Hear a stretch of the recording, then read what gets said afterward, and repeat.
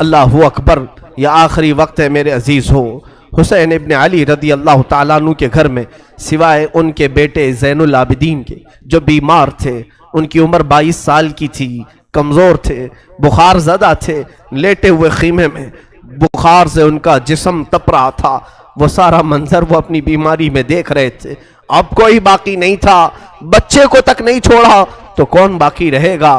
امام حسین ابن علی رضی اللہ تعالیٰ عنہ نے دیکھا، قرآن کو جلدی سے کھولا، تلاوت کرنے لگے۔ اچانک خیمے کے دروازے پر دیکھا، آہٹ محسوس ہوئی تو اٹھا کر کے چہرہ دیکھا تو امام زین العابدین جبہ پہن کر کھڑے ہیں۔ کہا بابا اجازت دے دیں۔ مولا حسین تڑپ کر اٹھے، کہا زین العابدین میرے گھر میں اب بچا کون؟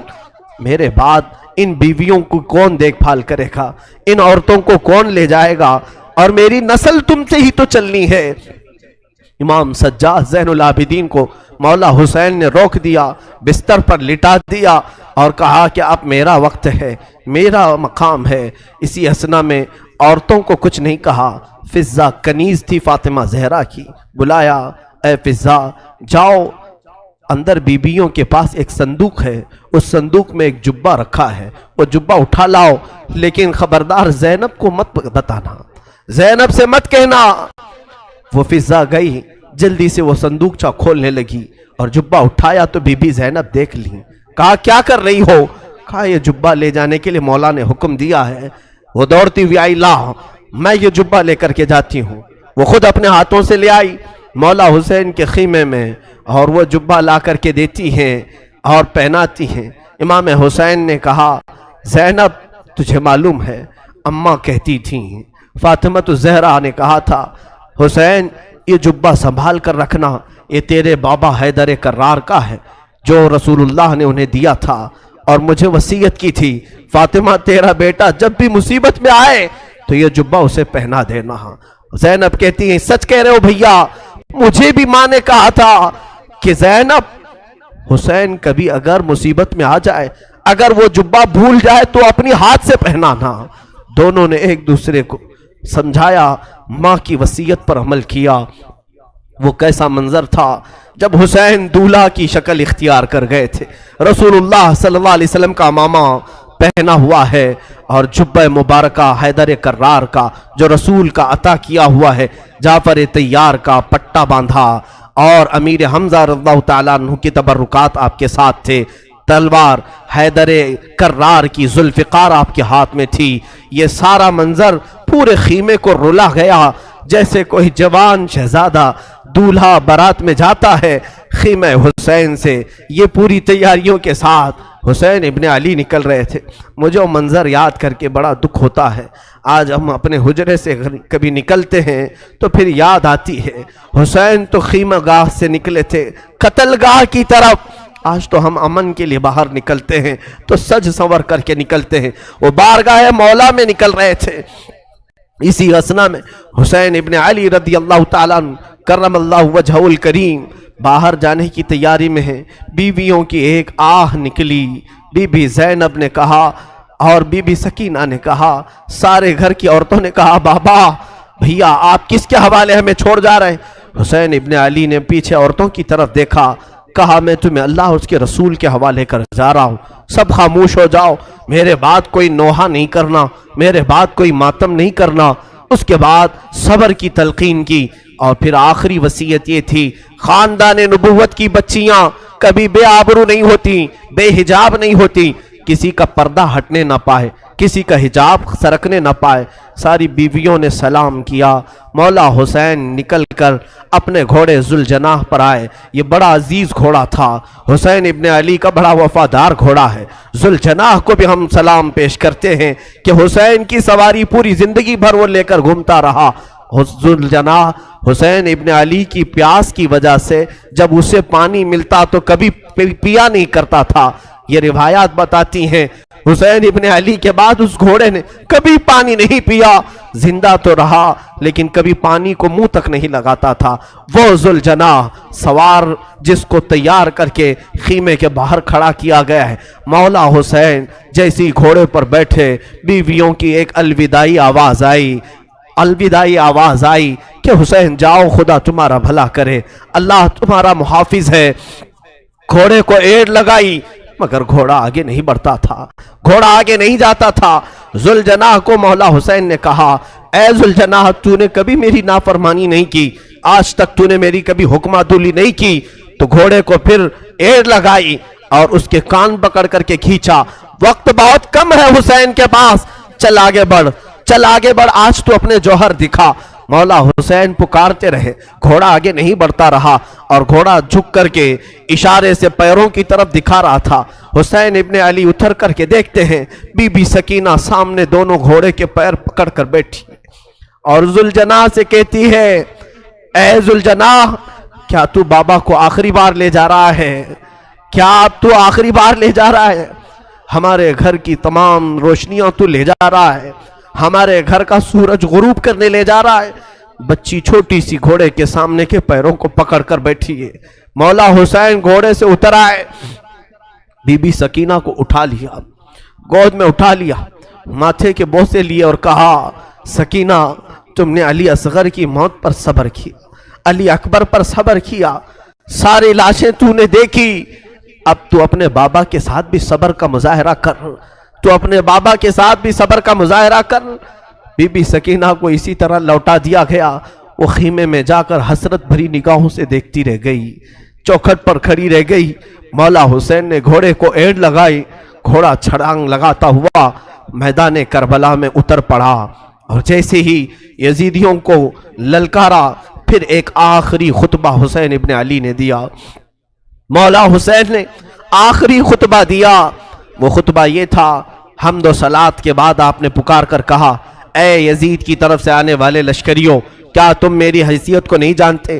اگر تمہیں معلوم نہیں تو اب بھی بہت سارے صحابہ ہیں جنہوں نے رسول کی زبان سے میری تعریف میں، میری فضیلت میں جو حدیثیں سنی ہیں بیان کریں گے، جاؤ تم ان سے سن لو۔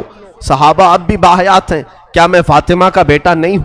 کیا میں حیدر کرار علی مرتضیٰ کا شہزادہ نہیں ہوں؟ کیا رسول اللہ نے میرے لیے یہ نہیں فرمایا کہ حسن و حسین جنتی جوانوں کے سردار ہیں؟ کیا تمہیں معلوم نہیں میرے آقا میرے لبوں کے بوسے لیا کرتے تھے، میری گردن کو سونگھا کرتے تھے؟ کیا میرا خون تمہارے لیے حلال ہے؟ یہ تقریر اتنی لمبی ہو گئی، حسین ابن علی کی اس آواز پر یزیدیوں میں سناٹا چھا گیا، کئی لوگوں کی آنکھوں سے آنسو بھی نکل پڑے، اور یزیدیوں میں جب یہ ماحول ہوا تو شمر ذی الجوشن عمرو بن سعد جو بدبخت ازلی تھے انہوں نے بھڑکانا شروع کیا اور بیچ تقریر میں ہی امام کے تیر برسانا شروع کیا۔ حسین ابن علی رضی اللہ تعالیٰ عنہ کے درمیان تقریر آپ کے لبوں کی طرف تیر برسانا شروع کیا، کہا کہ بند کرو اب اپنا بیان، تقریر بند کرو، مقابلے کے لیے تیار ہو جاؤ۔ امام حسین نے دیکھا کہ یہ اب کسی طرح باز آنا نہیں چاہتے، میرا خون پی کر کے ہی انہیں سکون ملے گا، تو آپ نے پھر اپنی تلوار لہرائی، جو سامنے آتا تھا اسے کاٹتے چلے گئے، جو جس طرح سے آتا تھا اسے قتل کرتے گئے۔ حسین ابن علی اتنی مرتبہ خیمے کی طرف آتے تھے اور اپنی بیویوں کو دیکھتے اور پھر چلے جاتے تھے۔ یہ دوپہر کا وقت تھا، ظہر کا وقت قریب آیا اور حسین ابن علی رضی اللہ تعالیٰ عنہ اندازہ کرے وہ 56 سال کی بڑھاپے کی عمر ہے، جو 3 دن سے پیاسا ہے، 3 دن سے بھوک کی شدت الگ ہے، اور پھر جو جوانوں کی لاشیں اٹھایا وہ الگ مسئلہ ہے۔ میاں 2-4 اینٹیں اٹھاؤ تو تمہارے کندھے دکھنے لگ جائیں گے، 2-4 پتھر اٹھاؤ تو تمہارے ہاتھ میں ورم آ جائیں گے۔ ہم نے دیکھا ہے، اور تنہا حسین رضی اللہ تعالیٰ عنہ نے 1-2 نہیں تقریباً 40 لاشیں اٹھائی دن بھر میں، 40 سے زیادہ لاشیں اٹھائی، بچوں کی الگ، جوانوں کی الگ، بوڑھوں کی الگ۔ ان لاشوں کو اٹھا کر کے وہ بوڑھا جسم کیا کمزور نہیں ہوا ہوگا؟ پیاس الگ ہے، بھوک الگ ہے، بیویوں کا رونا الگ ہے، انہیں بے بسی پر چھوڑ کر آنا یہ غم الگ ہے۔ ہم تو بے حال ہو جائیں گے، ہم تو غموں سے مر جائیں گے۔ اسی لیے صبر حسین پر میں سمجھتا ہوں دنیا کے کوئی شخص پہنچ نہیں سکتا، اس استقامت پر کوئی نہیں پہنچ سکتا۔ حسین ابن علی دوپہر کے وقت مولا حسین کربلا کے میدان میں گر گئے، تنہا علی کا لال خاروں میں گر گیا، وہ فاطمہ کا لاڈلا ہزاروں میں گر گیا۔ اب حسین ابن علی کے متعلق جو میں نے شروع میں کہا تھا، فاطمہ کے لاڈلے کا آخری دیدار ہے، فاطمہ کے لاڈلے کا آخری دیدار ہے، حشر کا ہنگامہ برپا ہے، میان اہل بیت درمیان اہل بیت رسول اللہ کے شہزادے نے پھر للکارا، لوگوں کو للکارتے رہے اور قتل کا یہ بازار گرم تھا۔ عمرو بن سعد نے کہا حسین نے تنہا 50 لوگوں کو مار دیا، تم تنہا حسین کو کیوں نہیں مار پاتے؟ تنہا حسین کو کیوں نہیں مار پاتے؟ حسین ابن علی رضی اللہ تعالیٰ عنہ کے متعلق ایک روایت میں یہ بھی بتا دوں میرے عزیزو، اس حالت میں بھی حسین ابن علی نے سخاوت کا دریا نہیں روکا تھا۔ آپ کی شان یہ تھی کہ عبداللہ نام کا ایک شخص کوفہ کا رہنے والا، وہ اس وقت کوفہ میں نہیں تھا جب یہ مارکے سر ہوئے تھے، وہ 6 مہینے کہیں تجارت پر گیا تھا، واپس آیا تو اس نے کوفہ میں دیکھا پورا بازار خالی ہے، گھر خالی ہے۔ اپنی بیٹیوں سے پوچھا کیا ہو گیا، کوفہ میں سب دکانیں بند ہیں، سب گھر میں تالے لگے ہوئے۔ اس کی بیٹی نے کہا سنا ہے حاکم وقت کے خلاف کسی شخص نے بغاوت کی ہے اور اس باغی کا سر کچلنے کے لیے پورے کوفہ والے گئے۔ عبداللہ کہتا ہے مجھے معلوم نہیں تھا کون سا باغی ہے، کس نے بغاوت کی۔ اور پھر ان کی بیٹیوں نے کہا ابا جان آپ بھی گھر میں نہ بیٹھیں، اس لیے کہ حاکم کوفہ ابن زیاد نے اعلان کیا ہے اگر کوفہ میں کسی گھر میں کوئی جوان باقی رہا اور کربلا نہیں گیا تو ہم اس کو تلوار سے چھلنی کر دیں گے، قتل کر دیں گے۔ تو عبداللہ کہتا ہے مجھے ڈر تھا، میری جان کا بھی خوف تھا کہ اگر یہاں رہتے ہوئے پکڑا گیا تو مارا جاؤں گا۔ کہا ٹھیک ہے میں بھی جاتا ہوں اس باغی کے خلاف، اس باغی کو میں بھی مقابلہ کر کے قتل کر سکتا ہوں، دیکھوں گا۔ اپنا گھوڑا لیا، تلواریں لی اور نکلنے لگا۔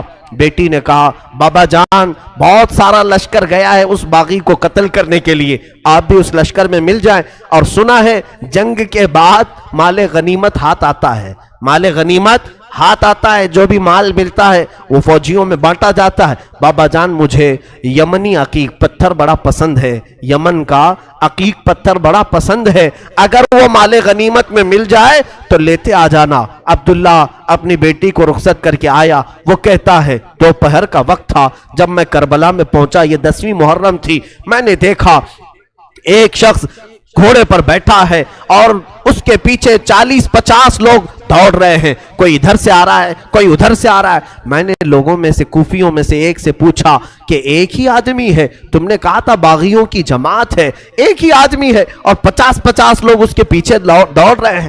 لوگوں نے کہا ہاں وہ تنہا 50 پر بھاری ہے، کسی کے ہاتھ نہیں آ رہا، اکیلا تو اس کے سامنے کوئی جا ہی نہیں سکتا ہے۔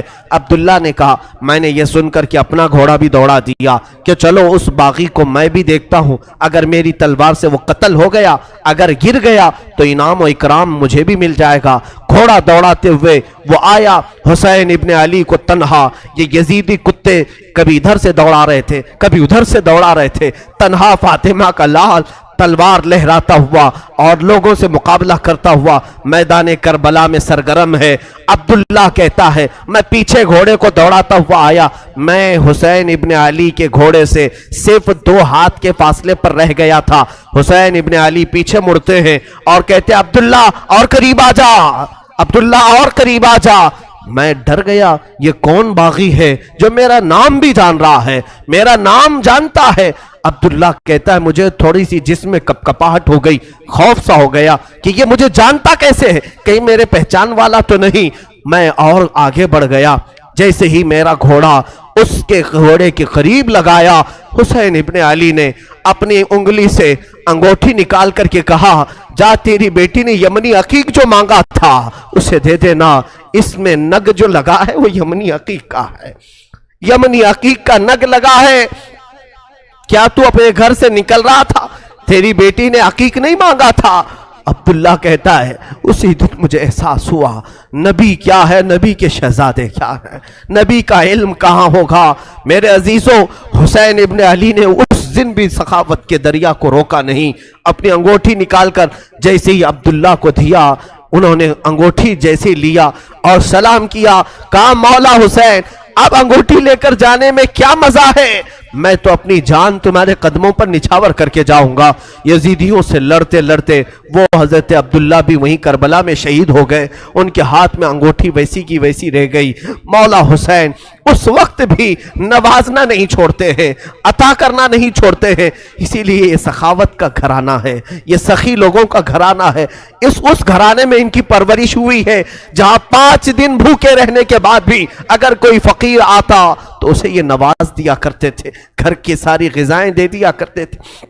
مولا حسین رضی اللہ تعالیٰ ان یزیدیوں کے جتھے میں ایسے گھر گئے تھے، دوپہر کا وقت آیا، اچانک آپ کو احساس ہوا جمعہ کا دن ہے، آج پوری دنیا میں میرے نانا کا خطبہ پڑھ رہے ہوں گے لوگ اور جمعہ کی امامتیں ہو رہی ہوں گی، حسین یہاں پر تنہا ہے، جمعہ کی نماز بھی نہیں ہو رہی ہے، مسافر پر جمعہ نہیں ہے، لیکن جمعہ کے وقت کا احترام تو کرنا ہی چاہیے تھا۔ آپ نے ان سے کہا، اے لوگوں، ہاں میں جانتا ہوں مسافر پر جمعہ نہیں، کیا اس وقت کا احترام بھی نہیں کرو گے؟ جنگ بندی نہیں کر سکتے، جنگ تھوڑی دیر کے لیے روک نہیں سکتے کہ اس وقت کا احترام باقی رہے؟ اسی اسنا میں آپ نے کہا 2 رکعت نماز پڑھنے کی اجازت مل جائے۔ اللہ اللہ، حسین تمہارے سجدوں کو سلام۔ دنیا آج بھی قتل ہونے والے سے آخری خواہش پوچھتی ہے تو آخری خواہش لوگ یہ بتاتے ہیں گھر والوں سے مل لوں گا، فلاں وصیت کر دوں گا، یہ جائیداد کے پیپر دیکھ لوں گا۔ ہماری وصیتیں، ہماری خواہشات دنیاوی ہوتی ہیں۔ مولا حسین نے آخر وقت میں اگر کوئی تمنا کی تھی 2 رکعت نماز پڑھنے کی، 2 رکعت نماز پڑھنے کی۔ یزیدیوں نے کہا کہ آپ نماز پڑھ لیں۔ گھوڑے سے ذوالجناح سے نیچے اترے تھے، مولا حسین رکعت نماز کی باندھ لی اور بالکل اطمینان و سکون کے ساتھ نماز پڑھتے رہے، کسی کا خیال نہیں کیا۔ وہ تلواروں کی جھنکار میں بھی خوف نہیں تھا، کوئی ڈر نہیں تھا۔ رکوع اطمینان سے ہو رہا ہے، سجدہ اطمینان سے ہو رہا ہے۔ پہلی رکعت بھی مکمل، دوسری رکعت میں گئے، عمرو بن سعد اور شمر ذی الجوشن نے پکار کر کے کہا، اے ظالموں، اب کیا دیکھتے ہو؟ یہ اچھا موقع ہے، اس حسین کا خاتمہ کر دو، یہیں پر اس کا کام تمام کر دو۔ خولی بن یزید نام کا ظالم بدبخت ازلی قریب آیا اور سر امام حسین پر چڑھ گیا۔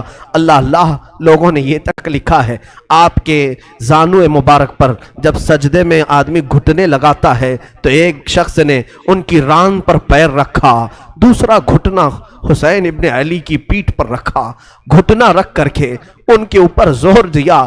مولا حسین کی سر مبارک جب سجدے میں تھا، ایک ظالم وحشی نے اپنی تلوار سے آپ کی زلفوں کو ہٹایا، زلفوں کو ہٹایا۔ آپ کی زلفیں چہرے کا حالہ بنائی ہوئی تھیں، سجدے میں گری ہوئی تھی۔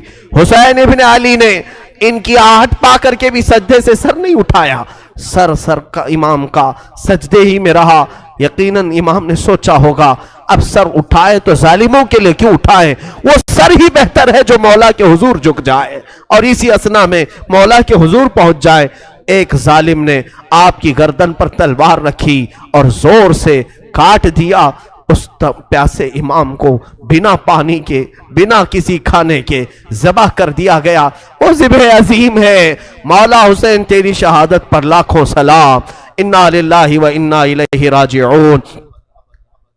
کلمہ توحید ہے تیری شہادت اے حسین، تو نہ ہوتا تو نہ رہ جاتی صداقت اے حسین۔